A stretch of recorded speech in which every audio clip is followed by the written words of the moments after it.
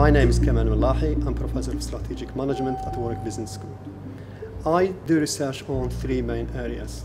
I look at organizational failure, firms in emerging markets, and leaders. A lot of research shows that shocks in the business environment, like the recession nowadays, does lead to failure. And I always argue that management matters, that action matters when it comes to failure. What we know from research that is you have to wear different hats, but you need to change the hat according to the situation. It's the style rather than the person. So we're depending on the business environment and institutional environment, the management can change. If you look at China, there is an institutional void. So organizations, they don't know how to operate in that business system. And to close that institutional void, they have to work with political actors, have to engage with bureaucrats, and have to develop political networks in order to operate in that. That is not maybe the case in other parts of the world. Volkswagen was the first multinational companies that operated in China. They decided from day one that they need to work with politicians in order to be successful. You look at Shanghai taxis around that time, they were asked to have a Volkswagen car.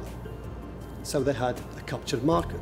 But because China joined the WTO, so many multinationals entered China, the market shifted to private market. With the private market, private customers, they look at cost, quality, and price. Volkswagen did not want to change their suppliers, they did not want to change their business model, and they were cognitively locked in. In other words, they could not see it happening to them. We are too big, we are the number one. What happened? General Motors took over very quickly and became the number one company in China. We know leaders sometimes have this inertia where they don't want to believe that their way of doing things is not the way of doing things anymore. They don't want to believe that their business model has passed its sell-by date. And therefore, I think leaders can play a big part in the turnaround of the organization. Also, to avoid failure, you need to have a psychological environment inside the organization where people are able and perhaps encouraged to report their mistakes and failures. And that takes leadership.